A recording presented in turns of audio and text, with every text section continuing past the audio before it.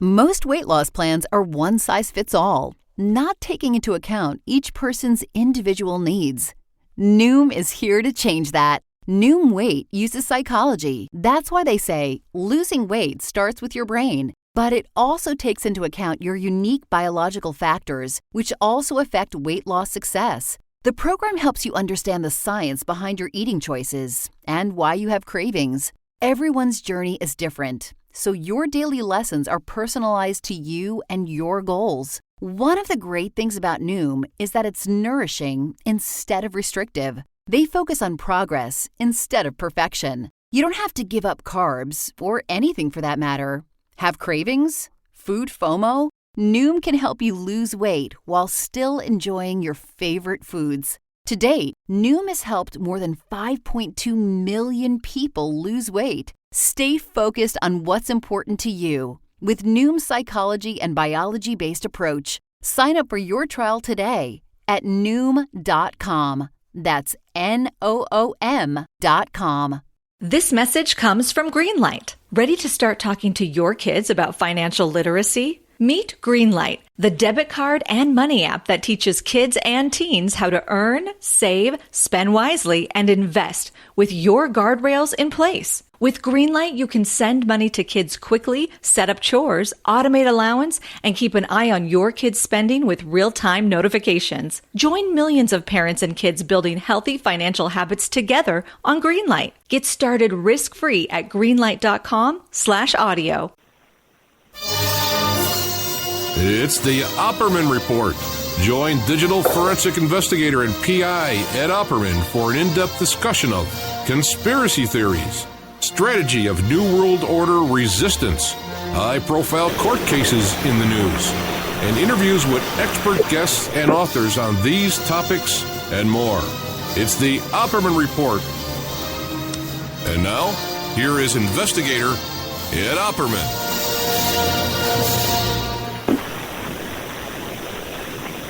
Welcome to the Opperman Report. I'm your host, private investigator Ed Opperman, and this show is brought to you by Audible.com. If you go to audibletrial.com/Opperman Report, and you can sign up for free and get yourself a free audiobook.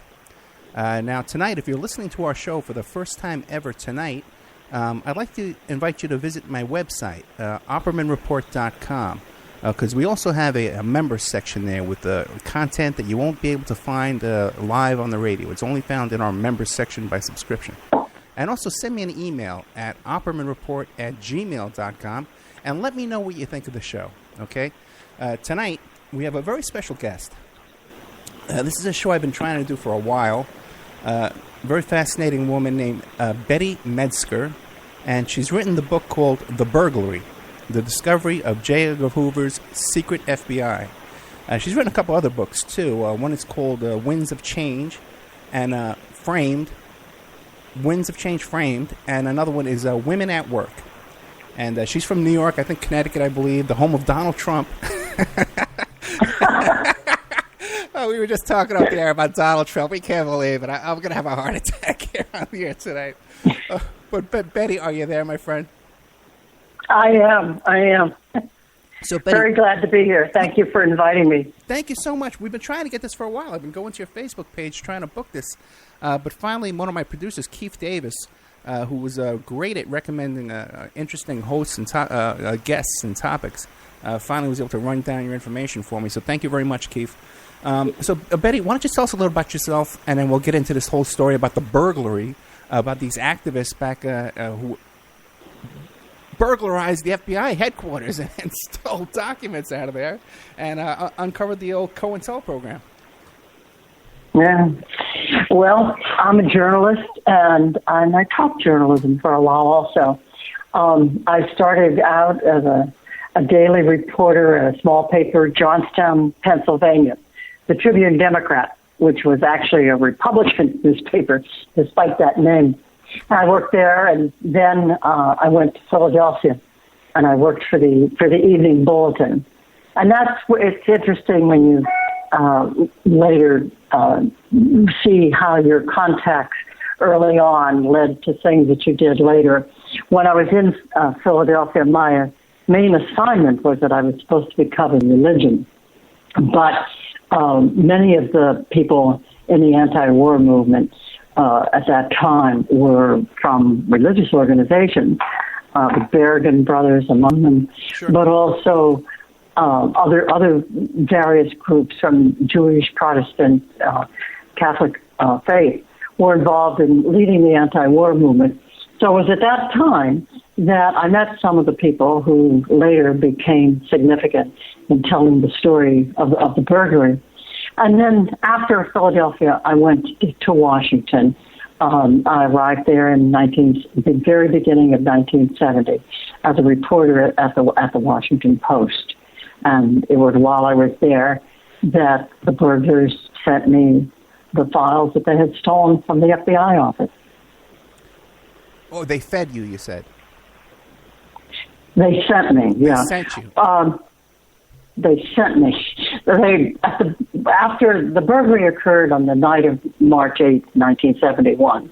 Okay. And they then went out, there were 8 of them, and they went out to a farmhouse on a Quaker conference ground that was about 30 miles from Philadelphia, quite remote.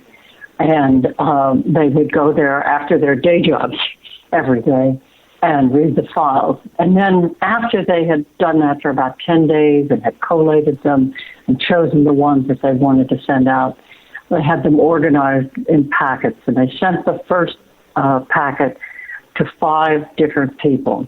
And I was one of those 5 people.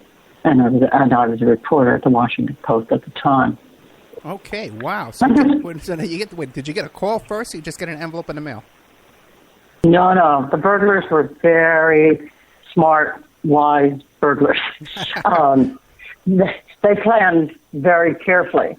And while the fact that they weren't caught, despite the fact that 200 and some FBI agents were immediately assigned to try to find them, and an intense search that went on for 5 years, one can say that the incompetence of the FBI in that search was very important to the fact that they were never caught. But it's also true that they were very smart. They were people who wore gloves at all times, and they would have never called anybody to say anything about this. Okay, so you get like a brown envelope with, I suppose, no return address on it, right? Well, yes, there was a return address on it, actually. It said Liberty Publications, Media, Pennsylvania. And there was no such thing, but I had no way of knowing that. But it struck me as a little unusual. And so when I arrived at work, it was a Tuesday morning, and I found that package.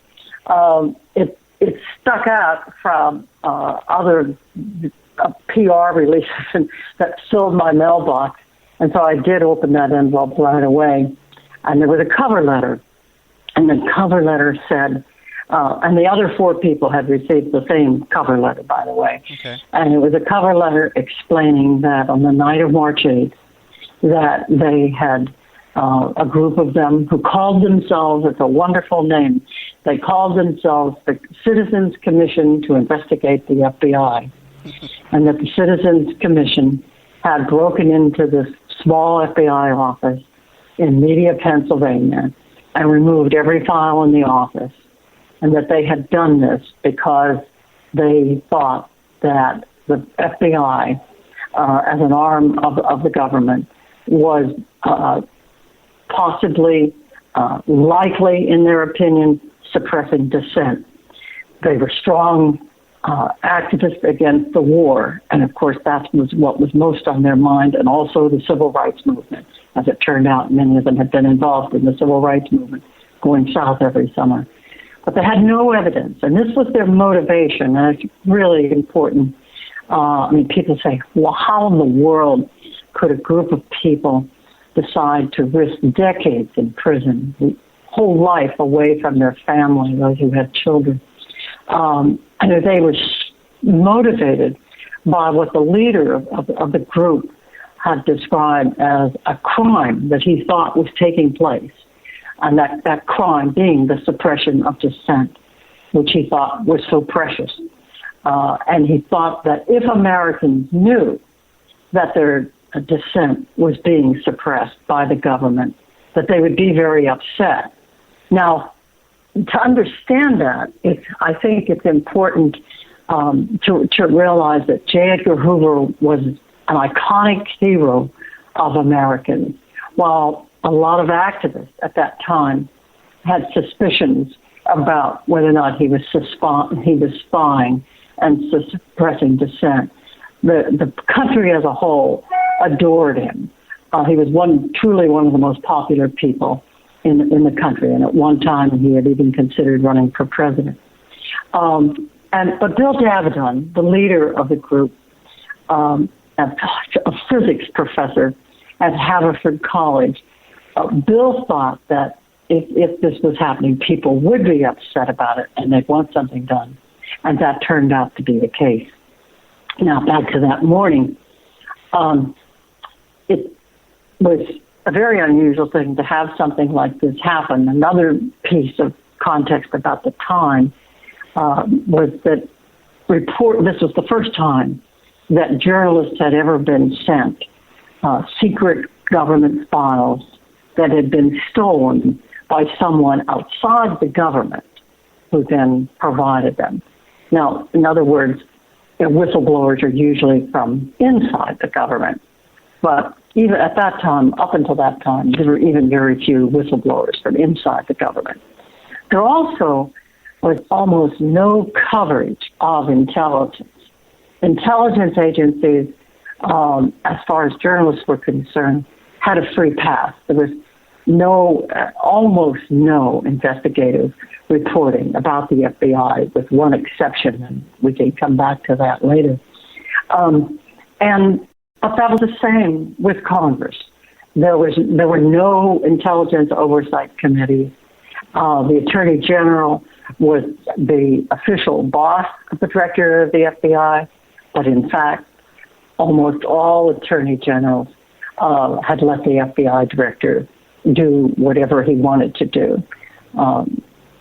Katzenbach, just a few years earlier, had been an exception to that, and so had Robert Kennedy.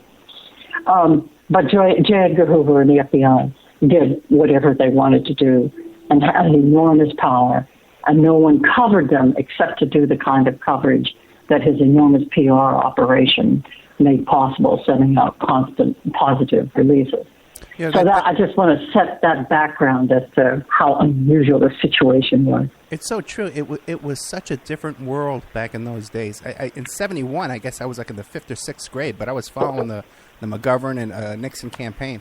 But just think back in those days, you had TV shows like Dragnet, where the cops were, were the heroes, and you also had the FBI every Sunday night. Right. It was on every night? Every Sunday night. Every Sunday night, yeah. And very popular show, right. Edited by the network, ABC, made it available for him to edit it. That was part of the agreement of their doing the show. Right. Whole different world back in those days. And so go ahead, continue. Well, so I was surprised, to say the least, when I started reading, when I read the cover letter. But one thing, there was no name attached to it, of course. And they said that they were providing these files. There were 14 in that initial package. They were providing them to a group of us in the hope that we would want to make them public. And that if we did, that they had others that they would make available. I had to be a little concerned that I was dealing with a hoax at that point because it was so unusual. And especially when I got to the first file. The first file contained a phrase, an expression that became emblematic of the media burglary. It was a file that described instructions to agents to behave in such a way that they would make Americans paranoid. That's the actual description. And that it would enhance paranoia was how it was described, and make people think that there was an FBI agent behind every mailbox. And I realized, of course, that was a pretty startling statement.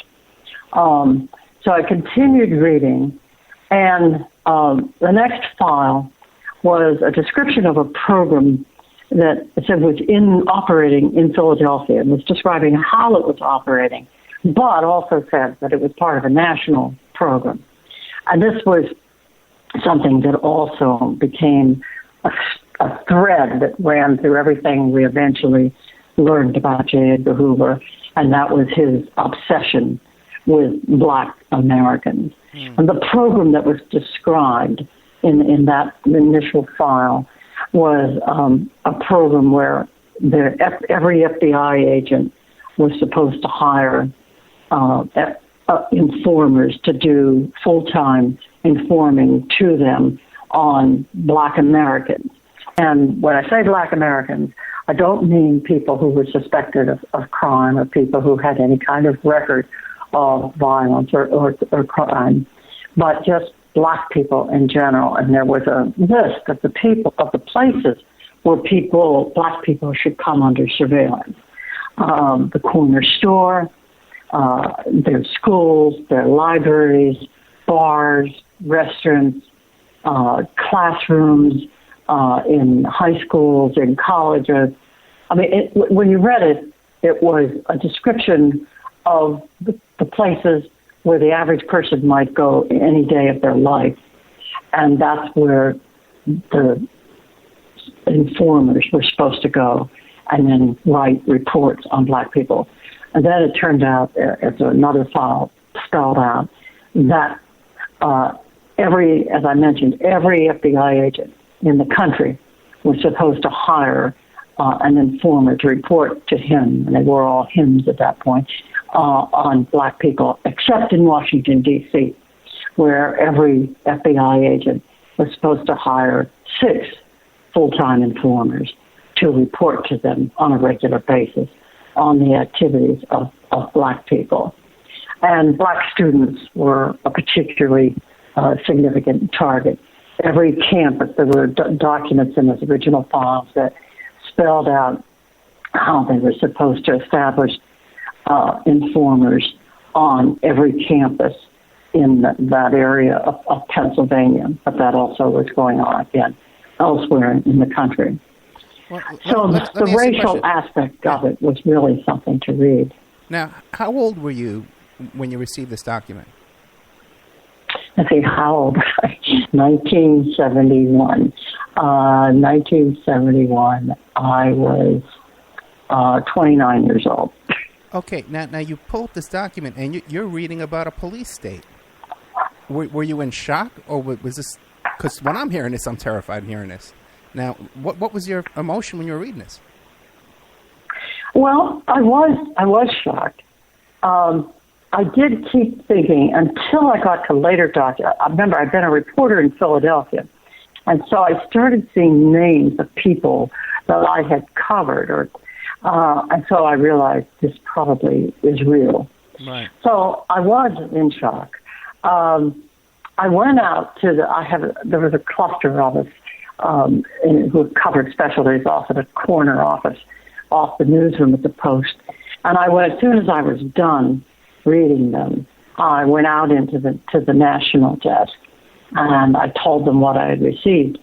And they had just had a call from the man named Ken Clausen, who was a national staff reporter who covered the FBI and the Justice Department. And he had called from his desk up there in the press room outside the Justice Department, asking if we had received any of these files. And people on the desk said no. But as soon as I walked out, they realized I probably had what he had been talking about. And the reason he placed that call was that he knew from his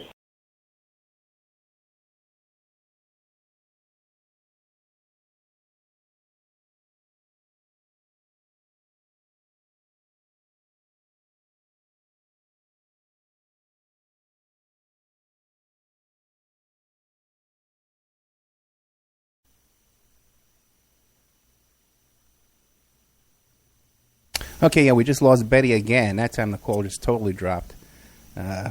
We might have said FBI too many times, but we're calling again now.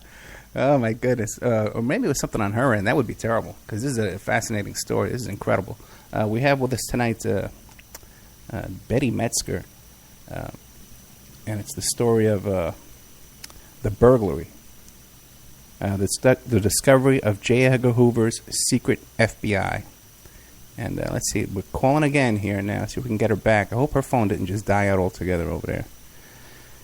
Let's see. Betty Medsger. Coming up next week, we have Tom Secker. We're going to be talking about the FBI bombing at the World Trade Center, the first one back in like '93. About his theories about that. Then we have coming up Don Kessler. Betty. Oh. The person whom you're trying to reach is currently unavailable. Okay, that might be the wrong number. Yeah, I'm going to have to call from over here. 1 second. Coming up after that, we have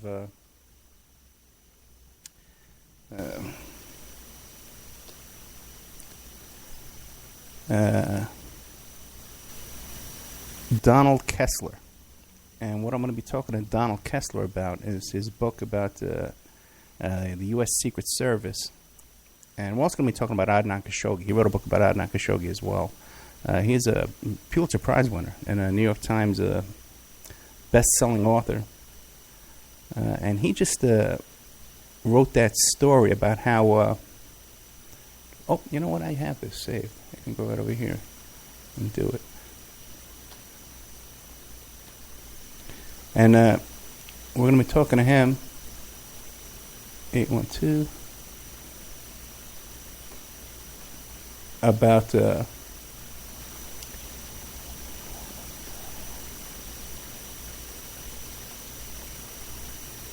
going to be talking to him about his new book that just came out, where he interviewed the what's going on? I'm not getting through it at all. It's not even ringing. Maybe my internet's down. That would stink. Yep, something's wrong here, guys. Something is wrong here, that's for sure. Because this ain't getting through at all. Add to contacts, it's added. Try again. Something is very, very wrong here, unusual. I don't know what to do. We may have to just play a... I'm not getting through it, Betty. There's something that's very strange here. Get rid of that plus, try that. That shouldn't be there. Okay. Oh, we're not getting through at all, man. And I'm really getting nervous about this. Okay, let me check this number again. 812.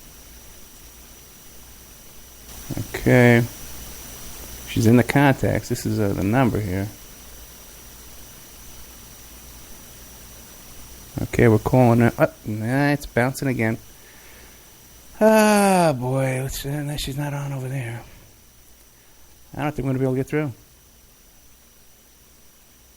There's something very strange. Or maybe she can call me. If I can message her on Facebook. And she can try and get through to me here. Okay, let's try getting through to over here.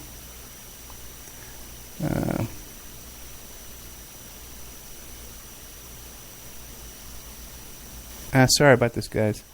We totally lost the call on Skype here. I'm not getting through. And very unusual, because my Skype works pretty darn good. And I don't have these problems. Oh, hey, she's calling me. Okay, great. Hey, Betty.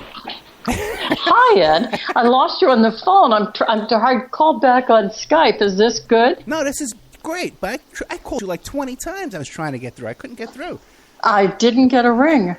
Sorry. Well, you want to know what? You sound a lot better now, too. Your audio sounds 100% okay, better. We'll stick with Skype then. Okay, great. Oh, well, thank you, Lord. Thank you, God. Because I hate talking for 2 hours, let me tell you. Pretty low tech here. Glad we, between the two of us, we managed. But what happened? I was getting worried there because we were just talking about the police state, and the next thing you know, we lose Betty. Okay. So where do we leave off? About you knew some of the people that were in these documents. I was going to the question of authenticity, and the Post reporter knew that these two members of Congress, McGovern and Parra Mitchell, had gotten the same files that I had just received, and that they had turned them into the FBI. Both of them had put out announcements saying, we think that there should be questions raised about the FBI, but we don't want to have anything to do with this crime, and therefore we're giving the FBI these files. So the FBI, when Ken described the files I received, they said, yes, they are FBI files, and you must not publish them. So we had our confirmation at that point that they were authentic. Okay. And from that point on, I'm off working on the story. But what I didn't realize as I worked on the story was that throughout the afternoon, the Justice Department, John Mitchell was the Attorney General. And some of your viewers may remember John Mitchell. This was the Nixon administration we're talking about. And John Mitchell later went to prison because of his involvement with another burglary, the Watergate burglary. But this day, in 1971, just a couple of years before that, he's desperately trying to prevent the Washington Post from writing a story about these stolen files. What we didn't know, and I didn't find out until many years later when I got the 34,000-page investigation of the burglary under the Freedom of Information Act, was that the New York Times and the Los Angeles Times were the other two people who had gotten the files, and they too had turned them in, not with any public announcement like the member of Congress, but they had turned them in to the FBI and not written about them. And that also, all of that goes to show, again, what the culture of the time was like, that everybody who received them, realized that they were very important, but was so intimidated by the power of Hoover and the FBI, and just thought that this was none of the press's business to be writing on anything like this.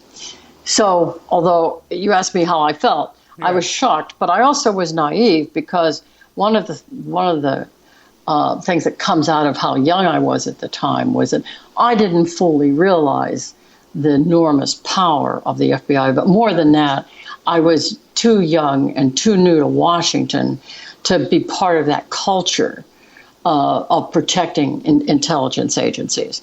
So to me, it simply seemed like this is very important information that the public needs to know. And again, what was happening while I was doing that was that the Attorney General was calling Ben Bradley, the executive editor of the paper, Ben Bagdickian, the national editor of the paper, and Catherine Graham, the publisher of the paper, actually calling each of them more than once throughout that afternoon, trying to convince them not to publish the file.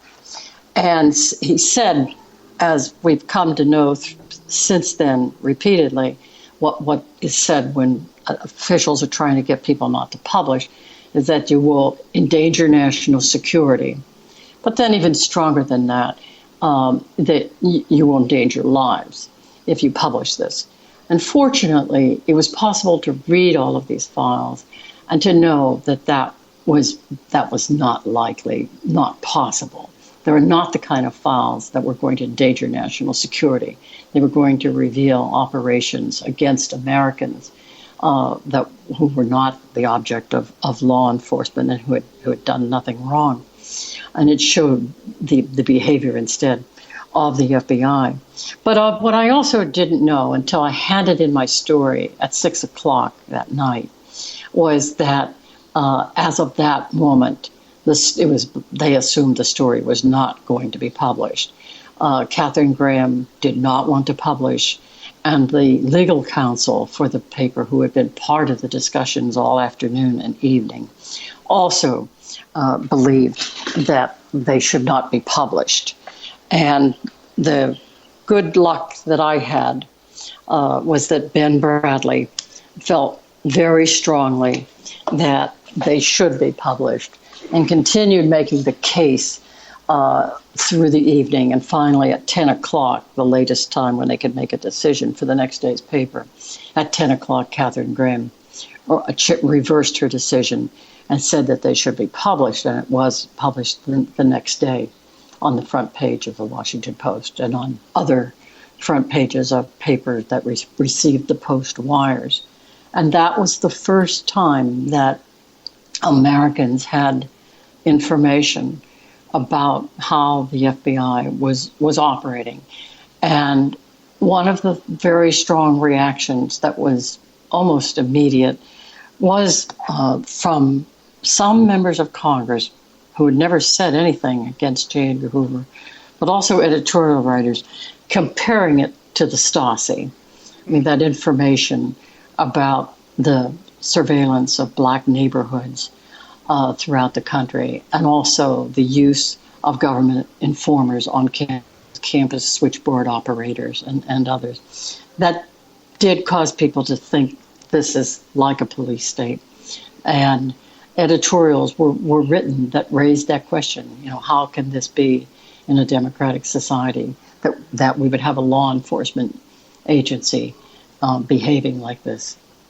Yeah, let me interrupt you because we've got to take a little commercial break. But people should know that the Stasi was the East German secret police that was wiretapping everybody all over. Right, I should have said that. Yeah, well, you know, not everybody's our age, you know. No, right. And watched everybody. I mean, yeah.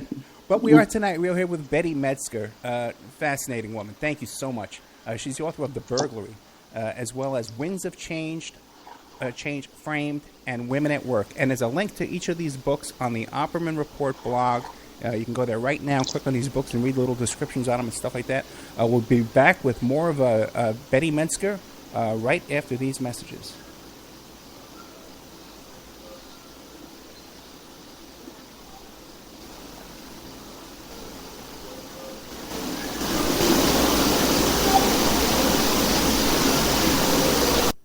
And now, a word from our sponsors.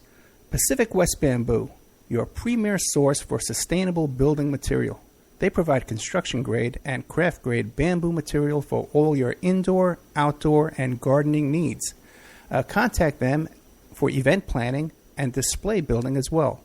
503-839-8126. Or you go to their new website, pacificwestbamboo.com. Or you can contact them on Facebook at Pacific West Bamboo. That's 503-839-8126. Amanda from Pacific West Bamboo was our first sponsor. She's been so good to us, so please support her in return. I want to make everybody aware of our new members section at www.oppermanreport.com. You can go there and sign up for a monthly, quarterly, or yearly subscription. You can even purchase episodes one by one. You get full access to brand new original content, new guests, new uncensored interviews, my own investigations and reports, and we're going to be adding sections with documents, images, police reports, either provided by myself or by my guests, or for my own investigations, my own reports. So you can go to oppermanreport.com and you can sign up there tonight. You can start listening tonight. Strawman. I want to mention Strawman. Strawman is a band out of Toronto, Canada. They're good friends of the Opperman Report. They're a trio of guys who share the same mindset most of us here do, and they put that energy into their words and music. So check them out at strawmanmusic.com and drop them a line to let them know that you heard them here on the Opperman Report. We'll be doing an interview with Sean Duffy soon. You can get an autographed copy of my book, How to Succeed as a Private Investigator, by visiting my PI website, emailrevealer.com. We also offer a computer and cell phone forensics. We can recover deleted text messages to uncover infidelity. We offer asset searches, locates, email tracing, background reports, and we can even trace your spouse's email address back to internet dating websites to catch them cheating online. You can reach us at 800-572-9762, or you can email me at emailrevealer@aol.com. New World Mexican Women. Everyone loves the New World Mexican Women, and their line of fine, handcrafted, authentic Mexican jewelry of stone mosaic and abalone stone inlay. In their first book, titled New World Mexican Women, available on lulu.com, they teach you how to make this jewelry, and they have a collection of love letters to their men from their hometown that have immigrated to the United States to find work. They have also published a new book entitled Azuquina to the Rodeo. It's about a young girl that falls in love with a rodeo bull rider, and she runs away with him without telling her family. You can find the New World Mexican Women by Googling New World Mexican Women. And you can ask them about their deals on wholesaling their fine jewelry and all of the other projects that they have going on. If you'd like to have your business or website advertised here and promoted all over the world on dozens of stations every day, give us a call at 800-572-9762 or email oppermanreport@gmail.com. And now back to our show.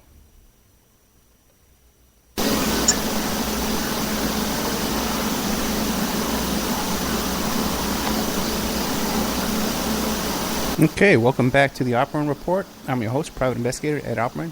We're here tonight with Betty Medsger, the author of The Burglary, as well as Winds of Change, Framed, and Women at Work. And you can find a link to all those books on the Opperman Report blog. Oh, boy. Now, first, I got a couple questions for you. First of all, are all these FBI documents, are they available in the book?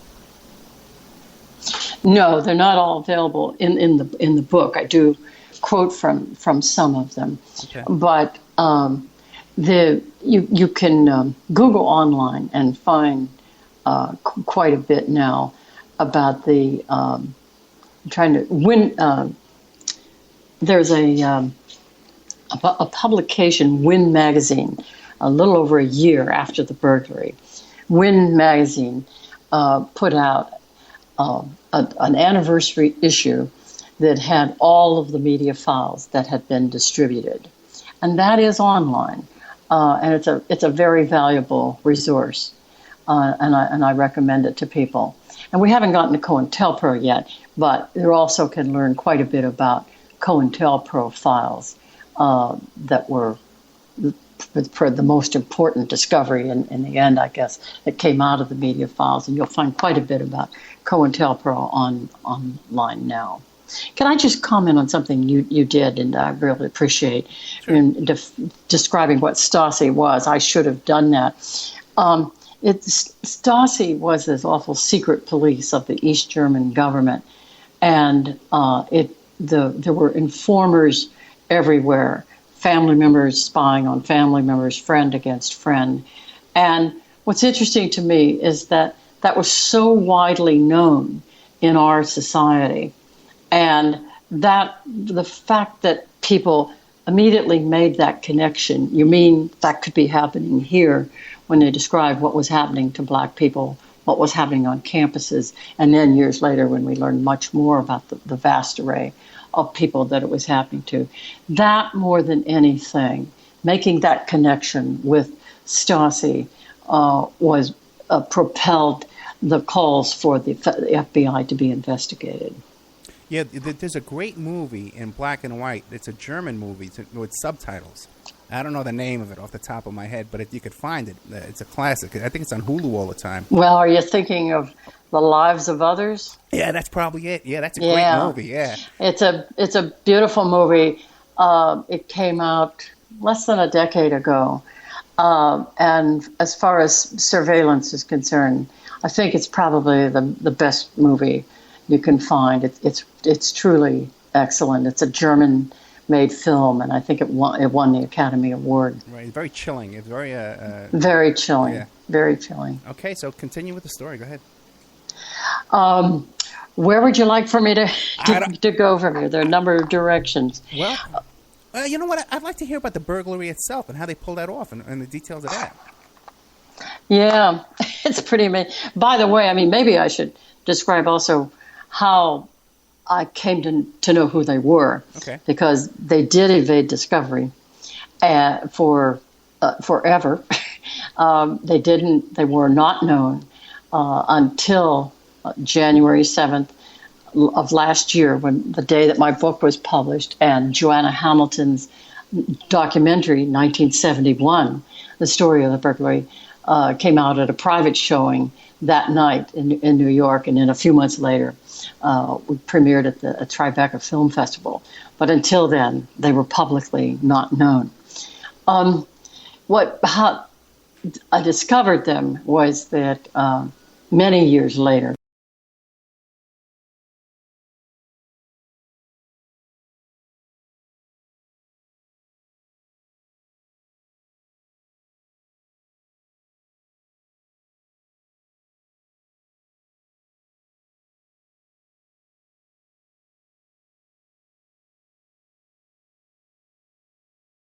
living there, working there, and I hadn't been back for many years.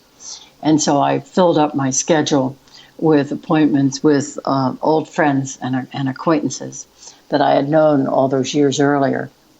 And the first night, I was at John and Bonnie Raines' home. John and Bonnie Raines are two of the 8 burglars. And when I had called and said I was coming to town, they said, "Come to dinner." And so we had a lot of catching up to do.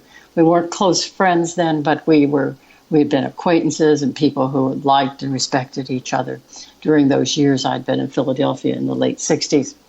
And so we were catching up with each other. And when we went to the dining room table, short time later, the youngest of their 4 children, who had not yet been born, but the time of the burglary, Mary, came into the room to ask them a question. And when she did, John said, "Mary, this is Betty Medsger, and we want you to know, Betty, because many years ago, when your dad and mother had information about the FBI that we wanted to give to the American public, we gave it to Betty." And I was absolutely stunned. I had never had any idea who the burglars were. And I certainly never would have thought that it would have been John and Bonnie Raines. Couple by that time living in the suburbs. John was a professor of religion at Temple University, and Bonnie was an advocate for children's issues and had been an executive at various public interest children's agencies. And so we talked about little else the rest of the evening, and that was the beginning of my desire to write a book. And they then went to the leader of the group and told him that I wanted to do that, and they had revealed the connection. And then he got in touch with everybody else, and that was the beginning of my project. And through all the years that I've worked with them, even to this day, now that they're out there speaking publicly and everybody, I am still just amazed at what they did. The goal of the entire thing was the public interest. It's sort of an expression that it's lost its power. Mm-hmm. But these were people who decided that they were willing to risk decades in prison for the public interest. And it was Bill Davidon who had gotten the idea. And he then got in touch with the Raineses and all the other people involved. Keith Forsyth, part-time cab driver at the time who had dropped out of college in Ohio to work full-time against the war. Bob Williamson, student at St. Joseph's, a Jesuit school in the city, who by that time was working as a social worker for the state of Pennsylvania, but also working as much as he could against the war. Excuse me. 2 people whose names, who told their stories, but their names are not in the book, who all one an academic, another one who was in graduate school preparing to be in a health profession. And then there was an 8th burglar who I never found, and she's emerged in the past year, she has a very different story from the rest of them, a quite remarkable story, and I hope we can get to that. So what happened was that everybody he asked, and there was a ninth burglar, by the way, somebody who dropped out right before the burglary and who knew everything they were going to do and never revealed them, which is interesting because it certainly was frightening to think about the possibilities of how he could have made it impossible. But they worked from late December until March 8th. First planning strategy and then casing night after night in the neighborhood in this old suburban town, Media, Pennsylvania, county seat of Delaware County. And the FBI office was on the second floor of a residential building, of all things. It was a small brick building where the first 2 floors in the basement were office buildings. Some other were government buildings, like a draft board office. And then on the 2 floors above were apartments, and people lived in these apartments. And the front door was open and well lit at all times, and you went up a central staircase that people in these apartments went up and down at any time. So there was no way that they could plan for what those people might decide to do when they were going to burglarize an FBI office. So for months, they watched the patterns of when people came and went from the building. And there was a courthouse. The county courthouse was diagonally across the street. And there was a guard 24 hours a day in the glass opening front door of that courthouse, looking right out where they would park and get out of their cars and go into the building.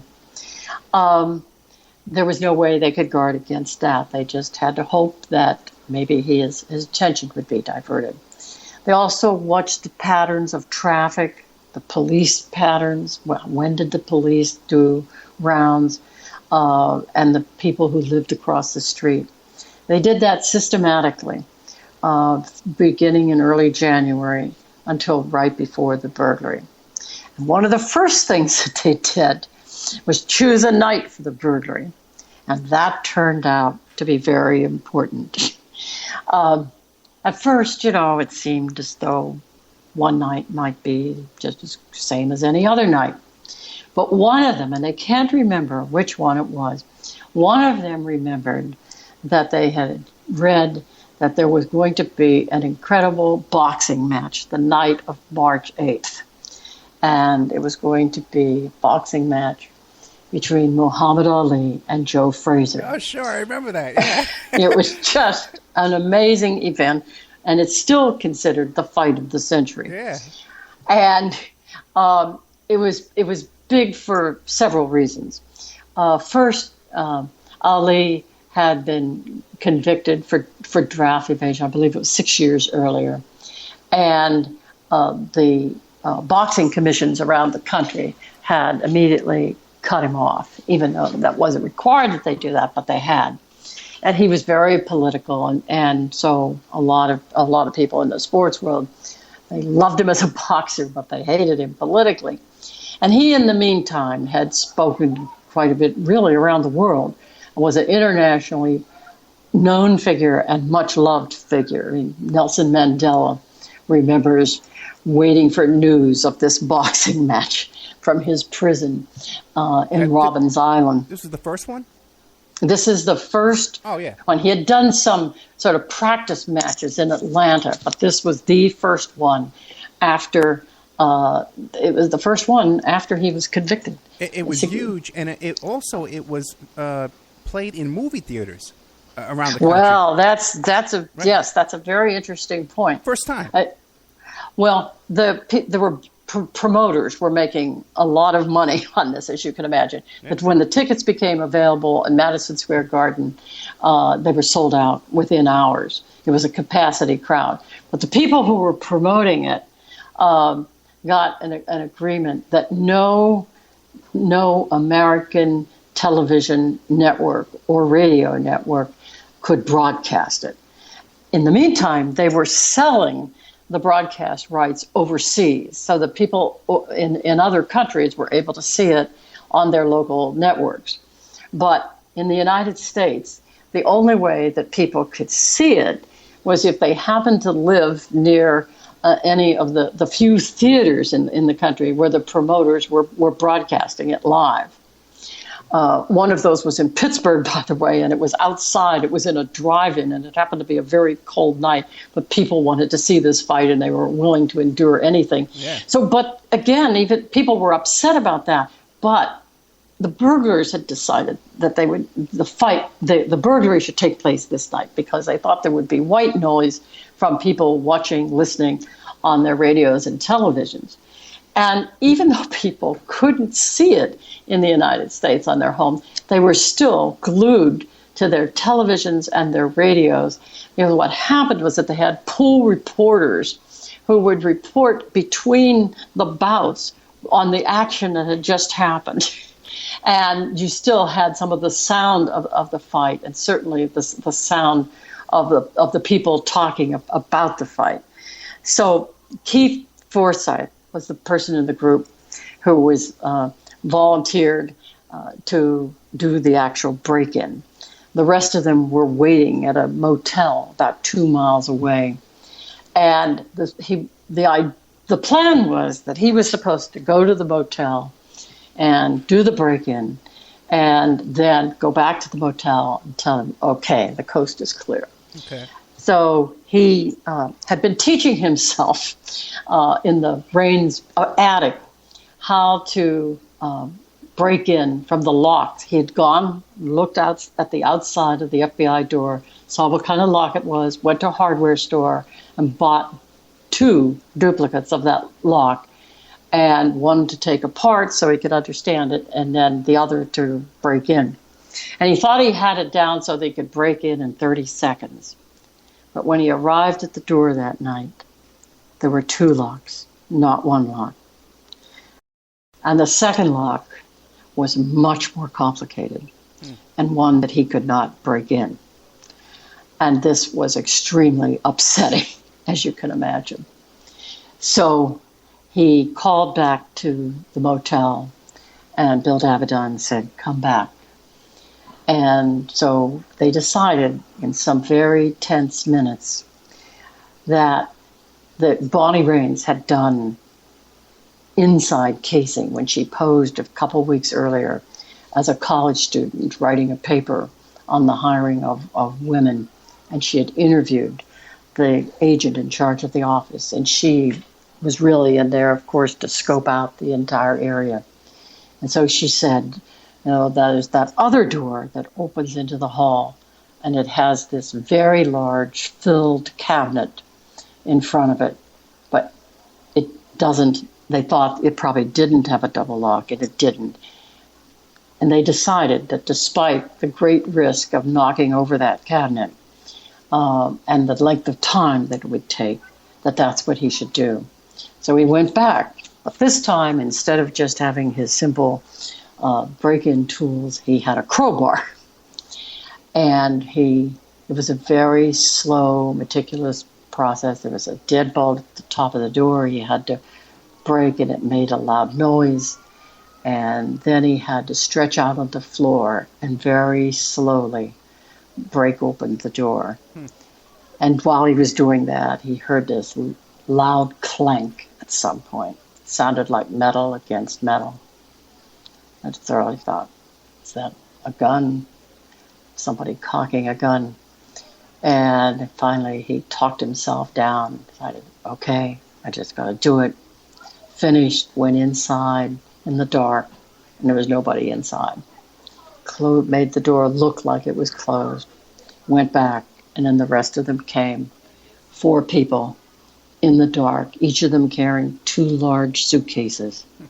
And in the dark, they took out every file from filing cabinets and desks and put them in the suitcases. And then came down the stairs, called from an FBI phone. Oh my God. Back to the motel, and said, okay. And then the burglars who were driving the getaway cars came and parked in front, and they loaded the cars, and they drove off to the farm where they sorted the files over the next 10 days. Wow. What an operation, man. Yeah. It seems just amazing that it could be planned. And by the way, I left out the fact that while Keith was down there on the floor with his crowbar, he did hear the sound of the fight from radios, televisions upstairs. And in fact, within the next couple of weeks, as FBI agents interviewed people, including upstairs in that building, they said that they did remember that evening, but that they were watching the fight and that they weren't aware of anything else happening. So the fact that they chose that night turned out to be very helpful, I think. Now, what about, is there a statute of limitations on this crime? Yeah, when Hoover had announced publicly, shortly after the files became public, that he thought that they should be charged with espionage, which, as we know from recent cases, is quite serious. And on some espionage statutes, there is no limit on the statute. But Hoover died a little over a year later, and I'm not sure who's responsible for it, but in the end, the charges under which the statutes under which they would have been charged were burglary statutes, and that expired 5 years after the burglary, and the case was closed at that point. But that's not publicly announced, so they had no idea whether the statutes of limitation had run. But they had made a promise to each other, and this is a very important point we haven't mentioned. On the last day that they met, 10 days after the burglary, at that farmhouse, on that day, they agreed to two things. First of all, that they wouldn't associate with each other after that, because of the concern that the arrest of one could lead to arrest of another. And the other thing that they agreed to was that each of them would take the secret of the burglary to their graves. And when I met the Rains all those years later, and they told me the secret, they also told me that this agreement exists. And so when I got back in touch with them a few weeks later, I said, will you talk to the others about that promise you made and reconsider it and be willing, I hope, to recognize that this is an important story, an important piece of American history that's missing, and that I would like to tell your story. Yeah, these people are heroes. Well, I think so. Yeah. And we should, say that also what this led to. And it was the files themselves were very important, but those kinds of things have a way of dying down, especially at a time like the early 1970s, when you move from one big thing to another. Like, for instance, 3 months later, the Pentagon Papers came out. Daniel Ellsberg gave the Times and the Post the Pentagon Papers, and that sort of overtook. The media files had come out like every 10 days to 2 weeks until sometime in May, and then the Pentagon Papers came out. And there were many aspects of that riveted public attention. And then we had Watergate. But as it turns out, there were a number, the efforts continued to move in a quiet way to do something about what they had revealed. I mean, the first thing that happened that was the call by some members of Congress and by leading editorial writers for an investigation of the FBI. And everybody who called for an investigation, nearly everybody who called for an investigation, thought that Senator Sam Ervin from North Carolina should be the person to lead such a committee in an investigation. And he didn't respond for quite some time. And he's someone that went on to great praise just a few years later as the chair of the Senate Watergate Committee. And he But even back then and earlier, he was considered the person who loved and defended the Constitution more than anyone else in Congress. And so he was urged over and over to do this. And finally, in late April, he publicly announced, I'm not going to do this. I think Mr. Hoover is doing a fine job. Really? And this was in stark contrast to the things that he had said earlier about surveillance and what a terrible thing it was in a democratic society. So what happened after that, about a year later, a journalist named Carl Stern, he was an NBC television reporter who covered criminal justice. And Carl happened to be in the office of the Senate Judiciary Committee. And while he was waiting for someone to get a file copied for him, some person he had met in the office said, look at this. And it was one of the media files, and it was a file that ended up probably being the most important file. And all it was a form to to be attached to a file, a label. And at the very top in big block letters was the word COINTELPRO. And that meant nothing to Carl, and it certainly didn't mean anything to me when I saw it and wrote about the file that was attached to it. And at the bottom of this cover sheet, well, you know labeled... Let's stop there, because COINTELPRO is a huge... And we have to take a break for another 3 minutes and 40 seconds. So we'll get into that when we get back from the commercial. Okay. But it's great stuff, man. You're my hero, okay? No, I'm not a hero. No, trust me, you're my hero, okay? We are here with Betty Medsger, the author of The Burglary, as well as Winds of Change, Framed, and Women at Work. You can get a copy of these books if you go to my website, oppermanreportblogspot.com, and click on the link there. It goes straight to Amazon. Picked it up tonight.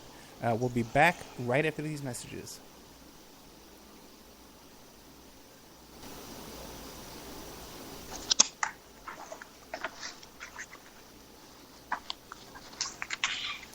And now a word from our sponsors. Pacific West Bamboo, your premier source for sustainable building material. They provide construction-grade and craft-grade bamboo material for all your indoor, outdoor, and gardening needs. Contact them for event planning and display building as well. 503-839-8126. Or you go to their new website, pacificwestbamboo.com. Or you can contact them on Facebook at Pacific West Bamboo. That's 503-839-8126. Amanda from Pacific West Bamboo was our first sponsor. She's been so good to us, so please support her in return. I want to make everybody aware of our new members section at www.oppermanreport.com. You can go there and sign up for a monthly, quarterly, or yearly subscription. You can even purchase episodes one by one. You get full access to brand new original content, new guests, new uncensored interviews, my own investigations and reports, and we're going to be adding sections with documents, images, police reports, either provided by myself or by my guests, or for my own investigations, my own reports. So you can go to oppermanreport.com and you can sign up there tonight. You can start listening tonight. Strawman. I want to mention Strawman. Strawman is a band out of Toronto, Canada. They're good friends of the Opperman Report. They're a trio of guys who share the same mindset most of us here do, and they put that energy into their words and music. So check them out at strawmanmusic.com and drop them a line to let them know that you heard them here on the Opperman Report. We'll be doing an interview with Sean Duffy soon. You can get an autographed copy of my book, How to Succeed as a Private Investigator, by visiting my PI website, emailrevealer.com. We also offer a computer and cell phone forensics. We can recover deleted text messages to uncover infidelity.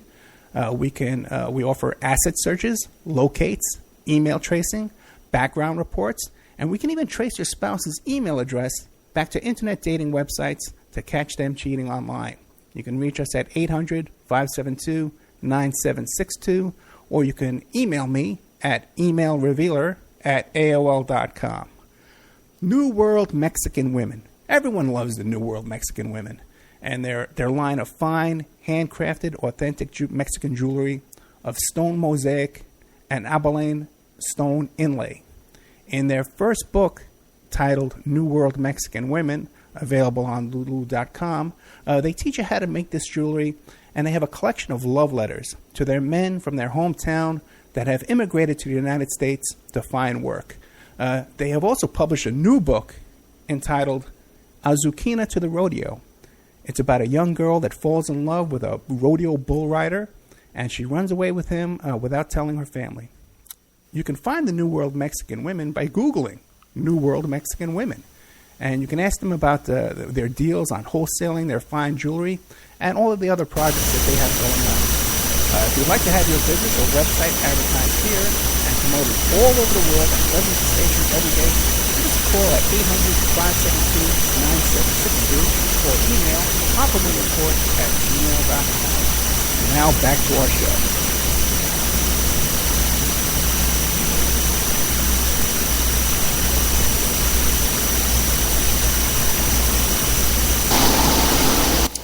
Okay, welcome back to the Opperman Report. I'm your host, private investigator Ed Opperman. Don't forget the show is brought to you by audible.com. Go to audibletrial.com, audibletrial.com/Opperman Report. Sign up for free, get yourself a free audiobook, and that helps support the show. Now, if you're a brand new listener, it's the first time you're hearing this show, we do this kind of work every week. These are the kind of shows we do every week. Please visit my website, oppermanreport.com, and send me some feedback. If you like the show, suggestions for future guests, at oppermanreport@gmail.com. We are here tonight with Betty Medsger, the author of The Burglary, The Discovery of J. Edgar Hoover's Secret FBI. She's written a couple other books, too, Winds of Change, Framed, and Women at Work.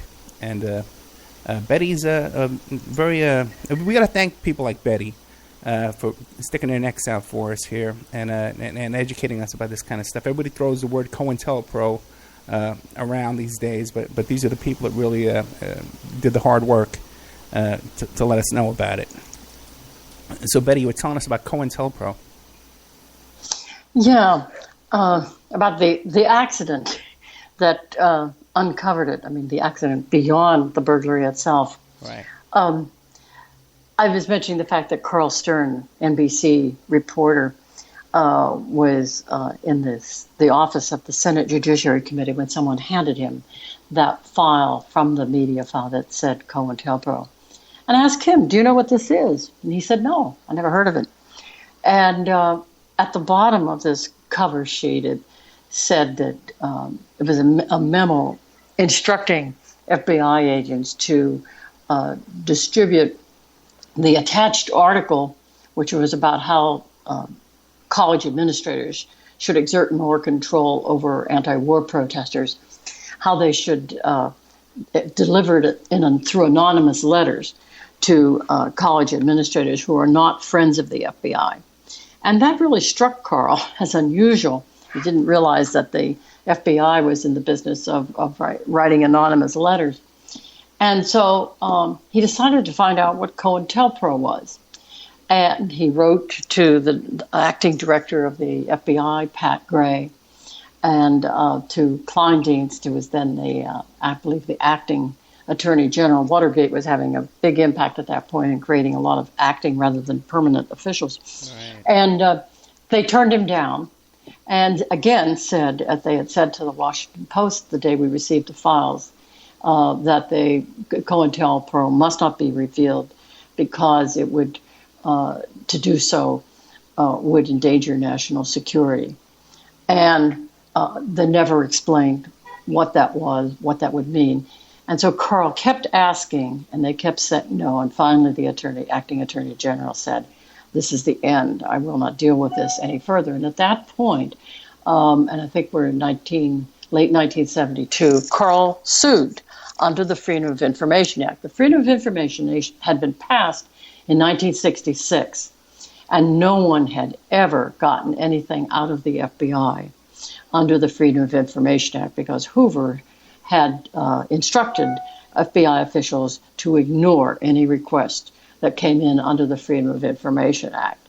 So Carl sued, and a judge ordered the FBI by the summer of 1973, I believe it was, to hand over. And all Carl was asking for was the documentation of the founding of COINTELPRO that would define what it was. He wasn't asking for the files of the program itself.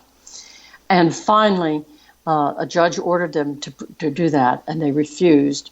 And the Justice Department prepared to appeal, and another emergency event took place in Watergate history, and it was the night that was called the Saturday Night Massacre, Yes. when Nixon fired a series of attorney generals and their successors, one after the other, because they refused to fire the Watergate prosecutor. And by midnight, the person who was attorney general was a person who had just been solicitor general, and that was Robert Bork. And Robert Bork is known in history primarily for the fact that Democrats in the Senate fought fiercely during the Reagan administration and successfully to keep him from being on the Supreme Court because of how conservative they thought he was. And in fact, he was as an appeals court judge. But during these months, right after he became acting attorney general, he decided that COINTEL should become public, and he ordered the FBI to provide the documentation to Carl. And this was the beginning of what you could call an avalanche of what we came to learn about the FBI. As what those founding papers documented was that COINTELPRO was a series of operations, each guided against a specific community of people. The first one against the communists, one against the Socialist Workers' Party, others against black activists, and they became more and more nebulous. Or the last one was against the New Left, which was just about any liberal that he realized was out there being an activist, and organizations. So it was directed against organizations and activists as individuals. But what was one of the things that was important about COINTELPRO was that it was not the gathering of intelligence for law enforcement purposes or for any constructive purposes. It was putting informers in place to harass people. And that harassment took many different forms. I describe it as going from crude to cruel to murderous.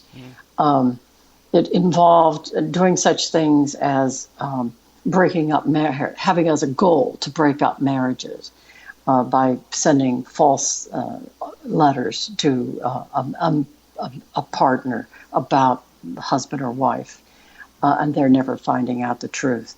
And then it had more serious aspects to it, more physically harmful aspects to it, of setting group against group. And this was especially true in the black community. And it was most powerful in the Black Panthers, but also in groups that were completely nonviolent. I mean, in Hoover's mind, Martin Luther King's organization, Southern Christian Leadership Conference, was just as much of an enemy as the Black Panthers were, and he paid equal attention to them. And so the idea was to destroy individuals, destroy organizations that he thought had bad ideas that he disagreed with. And that included the women's movement, included the gay movement, as small as it was at the time. And the thing that was discovered that probably is most remembered was his long and ugly campaign against Martin Luther King that involved sending tapes in which he tried to convince him that he should commit suicide, because then this was done just a short amount of time before he was to go to Norway to receive the Nobel Peace Prize.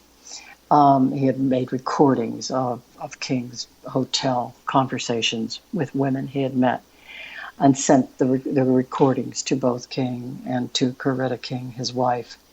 And that was not known until the COINTELPRO information started coming out. And once again, just as when the files first came out, when this was learned, there were cries now for the FBI to be investigated. And now Hoover was dead, and many people will tell you who were involved back then will say that the investigations never would have taken place if Hoover had been alive at the time. And I think that's probably true, because the power was just, the threat was so great. The files that we then learned that he had on members of Congress and other people. So what we learned came out gradually, beginning with what Carl started revealing in late 1973, and then actual COINTELPRO files started to emerge little by little. And then there was a tipping point, and the tipping point was a story that Cy Hirsch wrote in the New York Times in December 1974 that revealed that the CIA, in violation of its charter, had massive domestic surveillance projects that had been going on for more than a decade. And that also increased the anger. The CIA was not supposed to be doing any kind of domestic spying, except as it related to objects of their surveillance overseas with enemy countries. So when that happened, it truly was a tipping point. And within weeks, before the end of January, both houses of Congress had passed resolutions to create committees that would conduct investigations of all intelligence agencies. And the one that became better known and had the most impact was the Church Committee, named for Senator Frank Church from Idaho. It did very significant investigations of all intelligence agencies. And that led to recommendations from those committees to Congress. And some of the most important ones were the establishment of permanent oversight committees. Oversight committees had never existed before, oversight of intelligence. And these investigations led to the permanent oversight by the House and the Senate. Also led the Attorney General to make a number of guidelines for the FBI, which came under the Attorney General. They ended up being much less meaningful because every new Attorney General could change them in whatever way he or she wished to do so. And maybe one of the most important things that happened as a result of the burglary was that in 1974, as we were learning more and more about the activities, the dirty tricks and the violent things that were done, was the strength that Congress strengthened the Freedom of Information Act.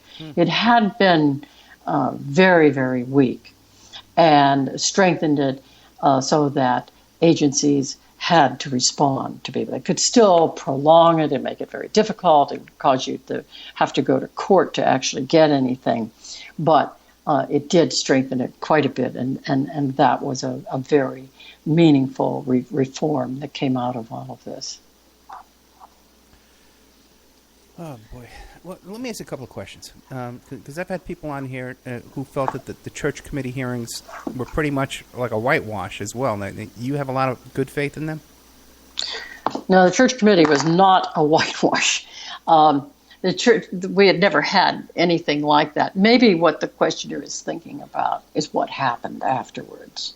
I mean, we're talking, the Church Committee hearings started at 75, and then the final recommendations were 76. And so there was a period there right in the middle of the 70s where there was a lot of action, a lot of reform taking place.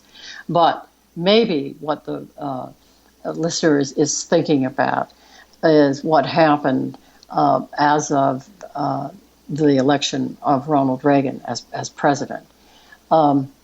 After the reforms that had taken place, even the removal of COINTELPRO, not just COINTELPRO files, but political surveillance files at the order of the FBI director, then we entered into a different kind of period. It was the first presidential campaign where intelligence agencies became part of the campaign. And one of the things that Reagan said in his campaign was that if elected, that he would unleash the FBI and give it back the power that the Church Committee and members of Congress had taken away. And that did start to happen. His first Attorney General, William French Smith, immediately diluted the Attorney General guidelines, and that the FBI at times then started doing some of the same kinds of dirty tricks. Never as bad as it had under Hoover, but some that were very bad. And the pattern that started then was that this would go on for a while. Nobody would know about it.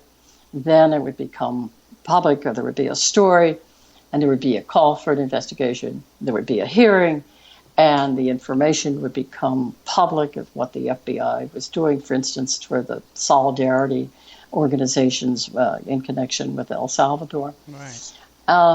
And then the FBI would apologize, and there would just be a mild slap on the wrist, and no one was ever punished. And that was in contrast to some of the things that did happen in the mid to 1970s, where some people were punished, 3 top officials, including the man who became Deep Throat, Mark Felt, but who in fact, when people know his history, is much less heroic than we think from Deep Throat. He was one of the Hoover's top aides, had approved absolutely despicable COINTELPRO projects, and was, in fact, along with another top aide, convicted for his unlawful activities. And again, one of the first things that Reagan did, which had a very important symbolic and actual impact, was to pardon those 2 high FBI officials for what they had done. Oh, really? I wasn't aware of that. Yeah.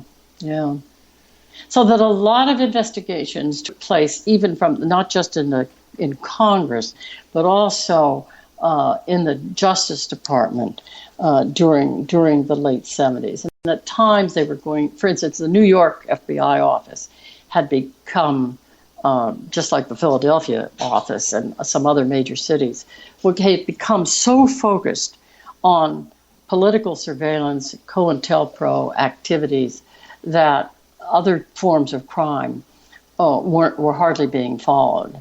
And this was when the investigations went on, then there became a focus on going after those people in those offices and for whether they had engaged in criminal activity.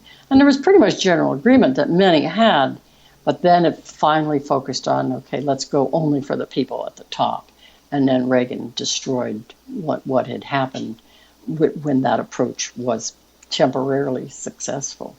And by the way, I mean, one very important COINTELPRO project that I should mention, everybody, I think, knows about Martin Luther King. Sure. There's also something else that was very extreme, and that was Fred Hampton, right. Black Panther leader in Chicago, who was murdered by Chicago police officer. But the FBI was involved in the planning of that, to the point of having an informer in the apartment, ingratiating himself, and then drawing a map to where the shooter should go, drawing an arrow, Fred's bed, pointing out the side of the bed that he slept on. They were directly involved in that. And then the shooter, not the shooter, but the FBI informer who made it possible, had a letter of praise and a financial reward for his role in making it possible for Fred Hampton to be killed.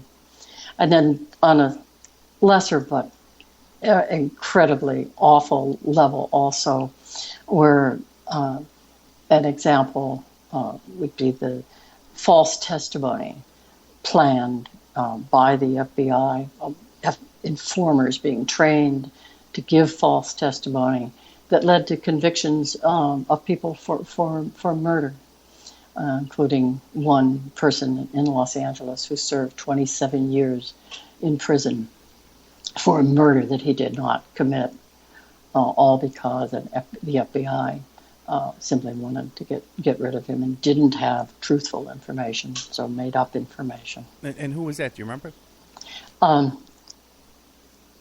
I'm sitting here trying to remember like crazy. Geronimo Pratt. Oh, Geronimo Pratt, of course. Geronimo Pratt, okay. yeah. Oh, boy. You know, I had Mark Rudd on the show, former Weather Underground. Mm-hmm. And he said that one of the reasons why he wasn't, his charges were thrown out was because of COINTELPRO, FBI misbehavior, kidnappings, and stuff like that. Do you have any specific information on that? You're talking about the Chicago 7 case, I assume. No, I'm talking about the Weather Underground bombings in New York City. That he skated all those charges, he said, because of that they were all thrown out because of FBI misbehavior and kidnappings and such.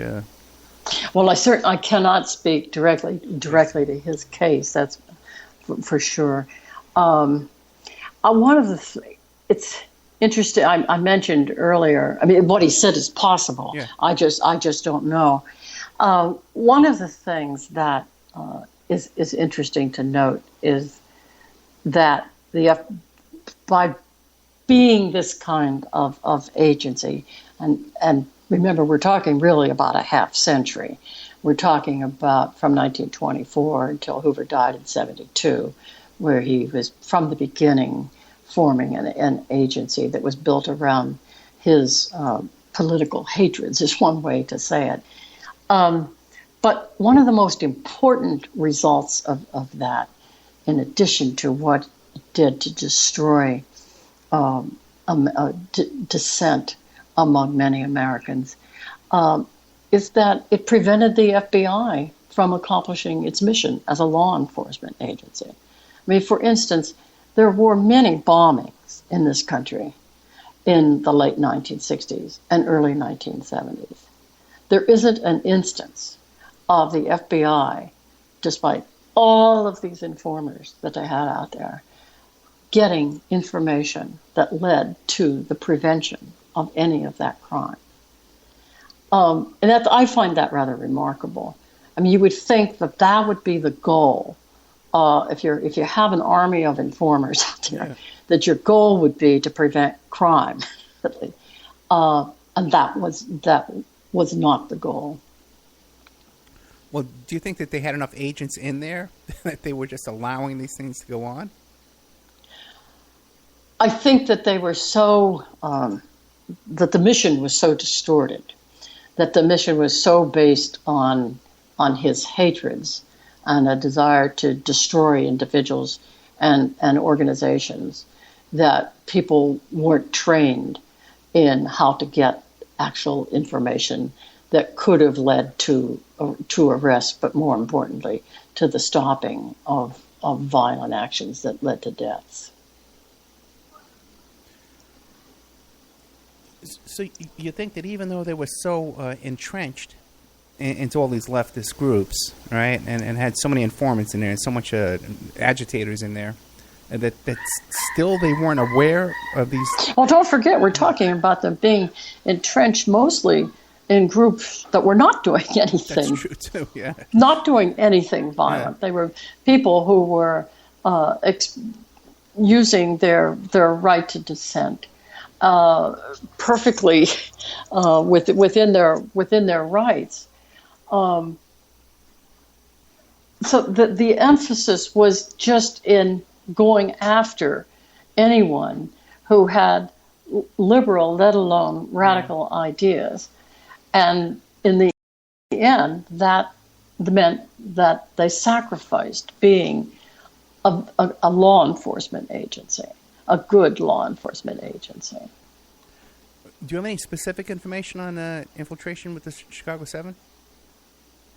I don't. Okay. I don't. I mean, I've read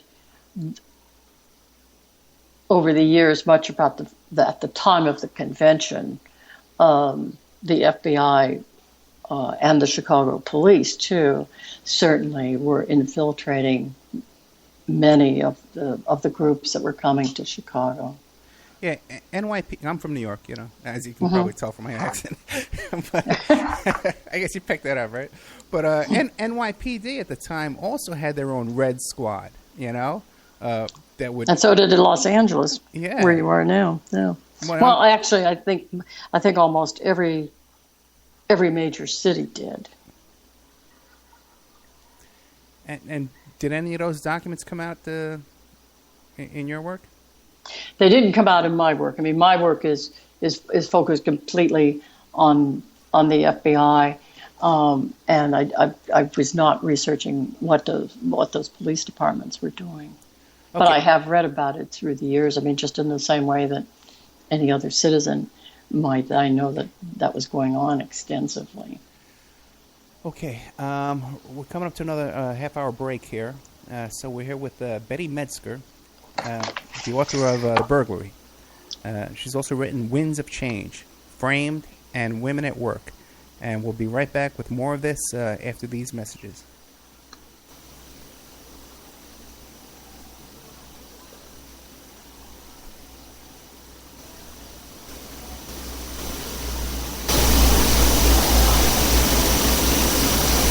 And now, a word from our sponsors. Pacific West Bamboo, your premier source for sustainable building material. They provide construction-grade and craft-grade bamboo material for all your indoor, outdoor, and gardening needs. Contact them for event planning and display building as well. 503-839-8126. Or you go to their new website, pacificwestbamboo.com.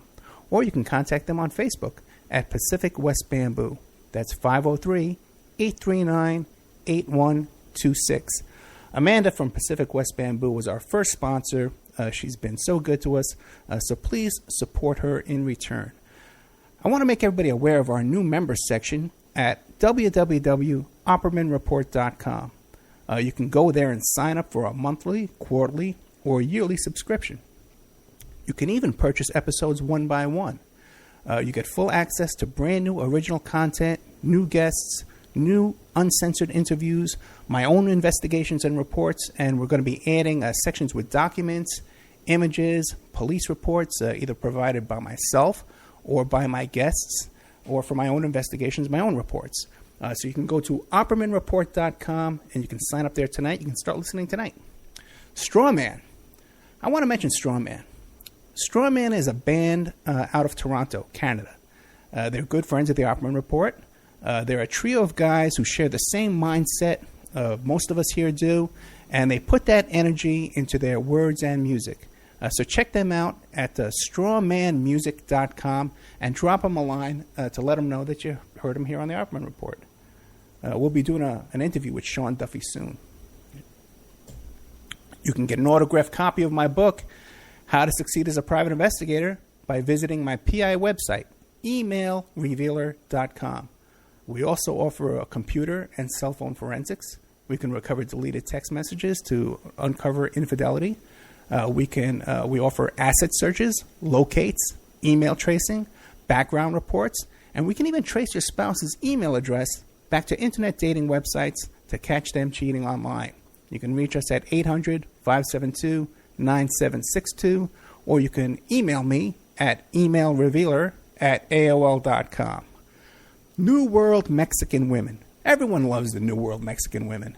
And their line of fine, handcrafted, authentic Mexican jewelry of stone mosaic and abalone stone inlay. In their first book, titled New World Mexican Women, available on lulu.com, they teach you how to make this jewelry, and they have a collection of love letters to their men from their hometown that have immigrated to the United States to find work. They have also published a new book entitled Azuquina to the Rodeo. It's about a young girl that falls in love with a rodeo bull rider, and she runs away with him without telling her family. You can find the New World Mexican Women by Googling New World Mexican Women. And you can ask them about their deals on wholesaling their fine jewelry and all of the other projects that they have going on. If you'd like to have your business or website advertised here and promoted all over the world on dozens of stations every day, give us a call at 800-572-9762 or email oppermanreport@gmail.com. And now back to our show.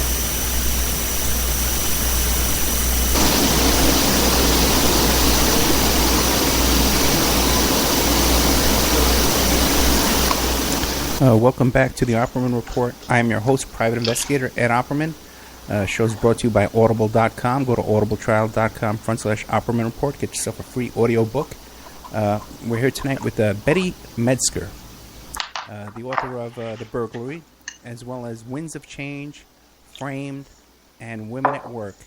And I got to tell you, we have been treated tonight to a real education, like a real valuable lesson in American history of the FBI and at a controversial time in our history.